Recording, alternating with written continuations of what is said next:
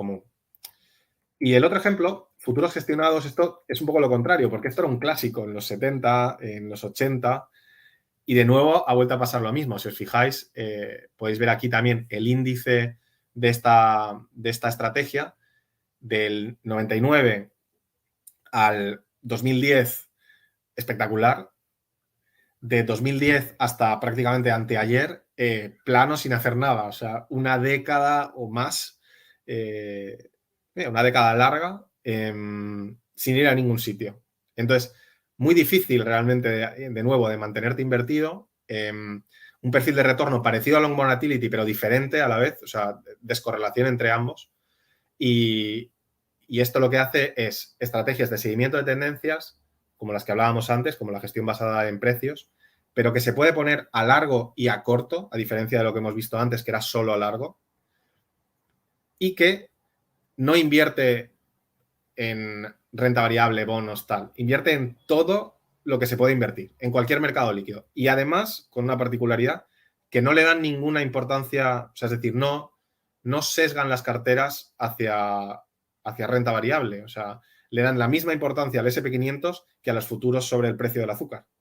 Entonces, son carteras que tienen un nivel de diversificación estructural muy, muy, muy, muy amplio. Tienen todo tipo de materias primas, todo tipo de monedas, divisas, todo tipo de mercados, zonas geográficas. O sea, tienen todo lo que, como dicen ellos, catch a bid, o sea, todo lo que se pueda, que tenga un bid, algo que puedas comprar en una pantallita, eso entra en la cartera, ¿no? Porque les da igual realmente en lo que están invirtiendo. Lo que entienden es que hay una frase que dicen mucho que es: siempre hay una tendencia. En algún lugar del mundo hay algo que está entrando en una tendencia positiva o negativa. Y es el ciclo económico el que genera esto, ¿no?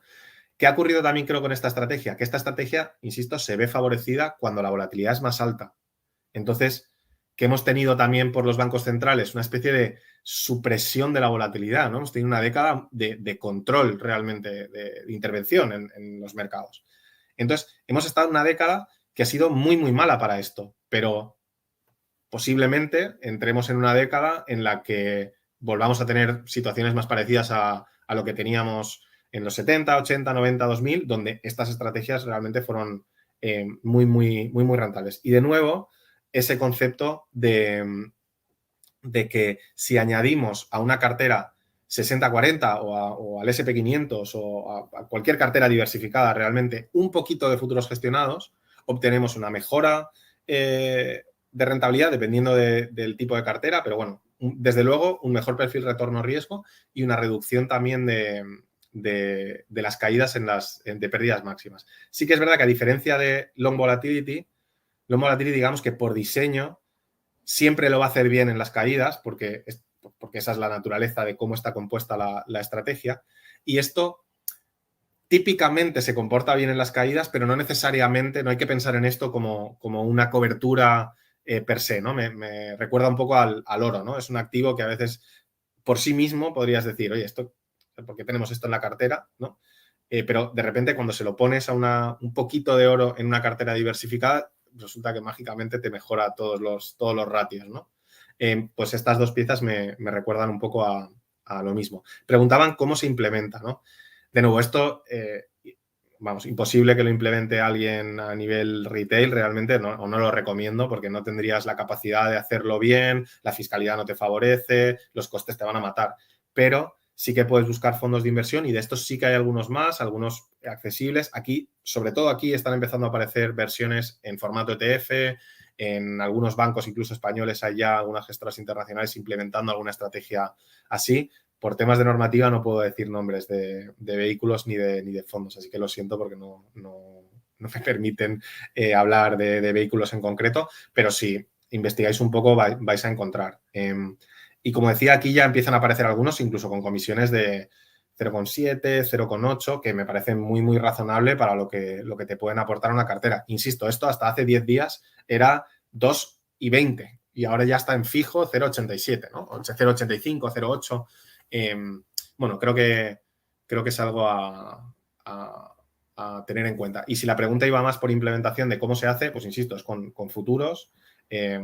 La implementación suele ser con seguimiento de tendencias, por lo tanto, tienen distintas maneras de medir las tendencias de precios, se ponen largos cuando los precios van hacia arriba, cortos cuando van hacia abajo, y por tanto, cuando aparecen esas grandes tendencias, cuando hay grandes dislocaciones, cuando hay cambios de paradigma, que se suele decir ahora, es cuando esto suele hacerlo bastante bien, porque lo que ocurre con las tendencias es que muchas veces los mercados tardan en interpretar la información, ¿no? No es automático muchas veces. Y además, como estos están invertidos en todos estos activos tan diversificados, otra cosa que ocurre es que, por ejemplo, ahora hemos tenido todo 2022 con acciones y bonos cayendo, ¿no?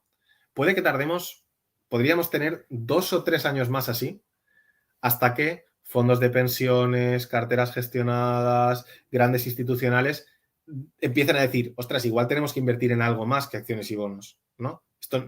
No todo el mundo puede reaccionar rápido.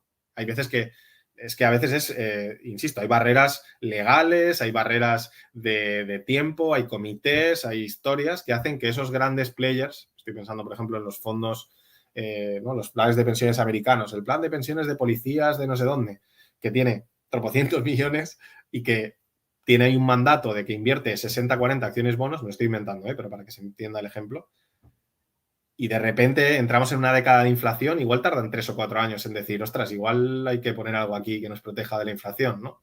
No es automático, no todo el mundo puede reaccionar tan rápido y eso favorece este tipo de estrategias. Entonces, al final, con lo que... Bueno, aquí había puesto incluso 3 ejemplos de carteras.